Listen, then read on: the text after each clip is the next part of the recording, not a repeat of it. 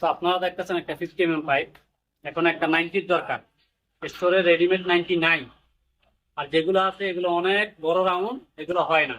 তো আমি এখন নিজের হাতে বানাবো, একদম বালু করে নিচ্ছি, এটার ভিতরে টাইট কইরা তারপর মাঝখান দিয়ে মাইরা নিচ্ছি। কড়া 90 দরকার, আমার স্ল্যাবে ঢালতে হবে। এই লুজ 90 যেগুলো রেডিমেড 90 এগুলো একটু বড় শেপের কেউ বানাইছে, এগুলো হইতেছে না। তো কড়া 90 এখন বানাইতে হবে। তো কিভাবে বানাইতেছে আমার নতুন বেড়ে যারা না জানেন তারা এরকম করে ইমার্জেন্সি যদি 90 প্রয়োজন বা আপনাদের স্টোরে 90 নাই, আপনারা এইভাবে করে নিজের হাতে বানাই নেবেন।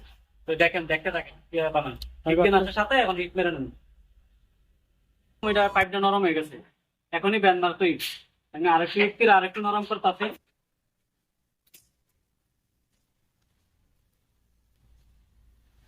আর ব্যান্ডটা মারার আগে আপনাদের সামনে এরকম কিছু একটা গোল কিছু একটা রাখে নেবেন। এগুলো দেখান, এই যে দেখেন আমরা কি কি রাখছি। কারণ যত ছোট প্রয়োজন, আপনার ছোট প্রয়োজন হইলে এটাতে মারতে পারবেন, আর একটু বড় প্রয়োজন হইলে এরকম বড় কিনো একটা বালতি, বা যদি গ্যাস সিলিন্ডার, আমরা এখন গ্যাস সিলিন্ডার পাইছি, তার জন্য গ্যাসের একটা সিলিন্ডার নিয়ে নিচ্ছি। একদম পারফেক্ট হয়ে গেছে, এই যে দেখেন একদম নরম হয়ে গেছে। স্টোরিটারে বানাইতে হবে। এরকম গ্যাসের সিলিন্ডার থাকলে আপনারা এইভাবে জেনে নেবেন, তার মানে কি ফাইটার এখানে ট্যাপ খাবে না। আমার এখন বেশি প্রয়োজন, বেশি 90 প্রয়োজন, এখানে একদম ইউ বানাই নিতে আমি একটা থেকে একটা দুইটা বানাবো। এটা কি 1590? 1590, এটা এখন ইউ হয়েছে, 90 হয়নি।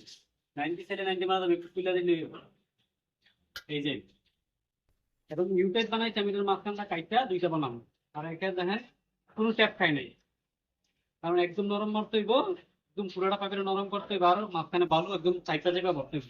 তাইলে কোনো ট্যাপও খাইবো না, কোনো কিছু হইব না। দেখেন একদম ইউ হয়ে গেছে, গলার মালা যেভাবে মন সেভাবে লাগাই পারবেন, কোনো সমস্যা নেই। এতটুকুই, আপনারা যারা ইমার্জেন্সি 90 দরকার 90 নেই, এরকম বালু বইটা 90 বানাই নিতে পারবেন।